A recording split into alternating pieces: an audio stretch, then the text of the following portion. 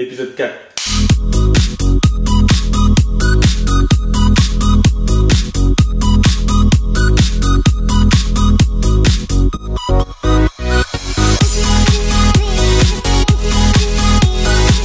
Donc bienvenue dans l'épisode 4 de la critique dans lequel on va parler de The Amazing Spider-Man 2 et pour l'occasion, il y a mon frère qui va venir et comme ça on va discuter un peu. Bienvenue à toi. Yo.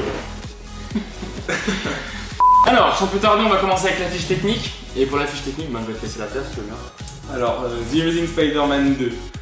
Un film sorti le 30 avril 2014, réalisé par Mark Webb, d'un film américain. C'est un genre action-aventure fantastique, distribué par Columbia Pictures, qui appartient à Sony. Le film dure 2h21 et c'est avec Andrew Garfield, Emma Stone, Jamie Foxx et le mec de Chronicle. Ouais, voilà. Donc pour le synopsis, on suit la vie de Spider-Man. Voilà.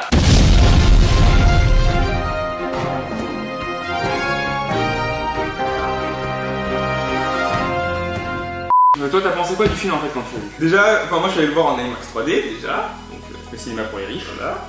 Ensuite, donc visuellement il est magnifique, voilà, il est bien quoi. Mais côté histoire, je l'ai trouvé mieux que le 1. Bon, il y a des défauts à certains moments, mais sinon le film il est excellent. Pour moi, c'est partie des meilleurs Marvel qui sont sortis depuis la vidéo. Alors moi le film, j'ai été le voir en VO, évidemment. Parce que c'est ce qu'il faut faire à chaque fois. Mais personnellement, j'ai trouvé qu'il était moins bien que le 1. Après, à rien dire sur la réalisation, bah normal, hein, ils font du. C'est bien filmé quoi, comme d'habitude. Il y a la bande son, elle est géniale aussi. Hans Zimmer et Pharrell dessus en même temps, on peut pas trop avoir de trucs nuls. Mais alors ensuite, quand on passe au scénario, il y a 2-3 gifles qui devraient être distribués aux mecs qui ont écrit, ou plutôt même déjà à ceux qui ont été sur la post-prod. Parce qu'ils ont enlevé tellement de scènes que c'est désespérant. Je vais commencer par un truc que j'ai bien aimé dans le film déjà, le costume. C'est un détail, c'est vraiment un détail, mais avoir les vrais yeux là, ça change tout que le vieux truc triangulaire qu'on avait dans le 1 qui était un petit peu dégueulasse. Ouais, c'était vachement laid quand même. Ouais, c'était des lunettes, c'était laid. Ensuite, j'ai bien aimé aussi la relation entre Peter et Gwen. Ça, c'est le meilleur truc du film. Ouais. La relation qu'ils ont fait entre Peter et Gwen, c'est... Je te promets, ou il était temps, enfin j'exagère, mais c'est la même chose. Enfin c'est magnifique. Surtout la scène où ils rompent au début du film là, il joue trop bien. Andrew, il a rien à dire, il est trop chaud. Emma Stone, bah Emma Stone quoi. On a rien à dire sur Emma Stone, c'est Emma Stone. Mais un truc par contre que moi j'ai pas aimé, justement dans la relation, même si elle était bien faite, je trouve que c'était pas assez poussé. En fait pour moi si tu veux le film, il reste trop tout public. Et c'est le gros défaut du film, c'est qu'il reste trop... On veut faire des trucs pour enfants après des produits dérivés pour qu'on puisse en mettre plein les poches. Et ça m'énerve. C'est Spider-Man, hein. C'est un peu le but. Non, absolument pas. Je suis désolé parce que Spider-Man dans sa vie, la vie de Spider-Man, moi je te parle de Spider-Man à la base, c'est un enfant. C'est pas un enfant. C'est pour enfants, ouais. Non, Spider-Man. Non, c'est pas pour enfants. Justement, c'est ça le truc, ça dépend. Non, mais regarde. Hein? Mais non, mais. Ouais, il y a que ça, Spider-Man. C'est comme Flash McQueen. Flash McQueen, il y a des jouets de ça. Parce que mais qu'est-ce que tu me parles de Flash McQueen toi? Bah, Spider-Man, c'est la même chose. Mais non. Spider-Man, c'est peut-être l'un des seuls super-héros qui a la vie la plus naze au monde, peut-être. C'est vraiment, mais c'est du dramatique en dramatique. Ils lui ont tout mis sur la tronche parce que, soi-disant, les super-héros, ils avaient une vie un petit peu trop fun, en disant trop simple et pas assez sombre dans le monde de Marvel. Et donc, ils ont mis tous les malheurs possibles, ils l'ont mis sur Spider-Man. Donc moi j'ai trouvé ça dommage en fait que ça reste public. J'aurais préféré que... Alors attends. Meilleure scène du film. Quand Gwen est meurt, j'ai lâché la larme. C'est pas possible là. J'ai pleuré mec. Ah, c'est pas... Non, j'ai failli frapper. Non mais là j'en pouvais plus. Ça aurait dû se terminer sur ça. En fait le film aurait dû se terminer parce que c'est censé être un drame et pas un film tout public. Pas avec un saké d'enfant en face d'un rhino en carton. Il aurait dû se terminer avec... sans Spider-Man en fait, qui revienne pas. Il aurait pas dû avoir son retour. Moi j'aurais préféré que ça finisse. Spider-Man, tu l'as bien vu, il est resté 5 mois, je crois, ils le disent, dans. Il était pas là. Ouais, mais c'est 5 mois qui étaient résumés en exactement 2 à 3 minutes. Ouais, ok. C'est vraiment trop réducteur sur tout ce que tu construis au début sur Gwen et Peter. 3 minutes, fin. Bah oui. Casse-toi de là. Casse-toi de là. En plus la scène elle est grave stylée. Le gars il est là debout. C'est pas assez long. C'est pas assez long. Ça aurait dû se terminer comme ça.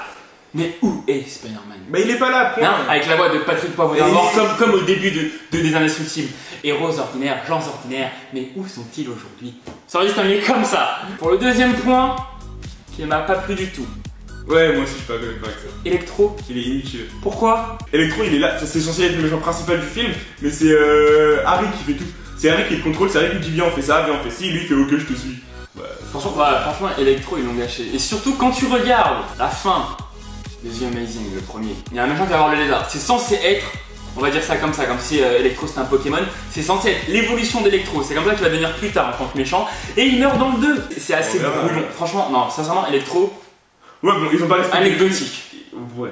On aurait pu se contenter que de deux méchants. Que de Electro et de Bling quoi. Non. Que de Electro et de Harry. Le remake ça sert à rien. Electro il aurait dû être plus présent. Et Harry, lui, il aurait dû être là, mais en tant que méchant, mais. De second plan. Ouais, voilà. Genre, il prépare son truc en fait. En fait, on voit son évolution en tant que. En fait, parce qu'avant c'était pote à machin. Et là, on voit son évolution qui le fait monter en tant que méchant. Là, ça aurait été stylé. Et mieux même. Encore un petit. C'est anecdotique certes, mais Felicia, l'assistante, apparemment c'est même pas la chatte noire. Donc c'est quoi? Pourquoi l'appeler comme ça si c'est. Il y a trop.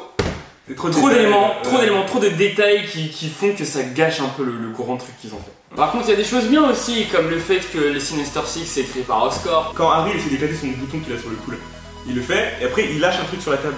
Bah genre ça fait une liste. Mettez pause au moment où on voit toute la liste, vous verrez il y a marqué Venom, c'est-à-dire que Venom il est déjà sur Terre et que c'est Oscorp qui l'a. Ceux qui justifient justement le film Venom qui va sortir normalement après le Sinister Six. Vous voyez, il y a tellement de choses bien qu'ils peuvent faire et dans un film ils font ramasser de caca des fois là.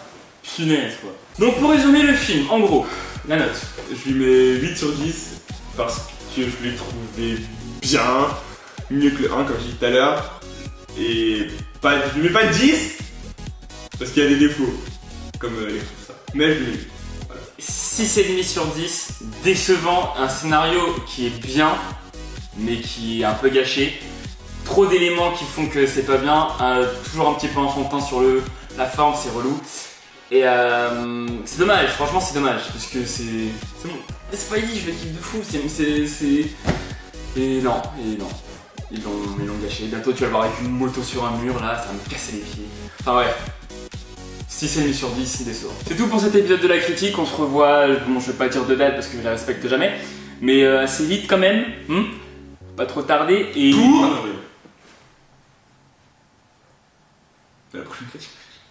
Donc ouais, on se revoit la prochaine fois et je vais piquer un peu, enfin... Spidey vous aime tous, là je peux le dire, je suis obligé de le dire quand même. Mais il m'a bien déçu ce camp. Et nous on aime tous Gwen aussi. Tous. Sauf les filles, elles sont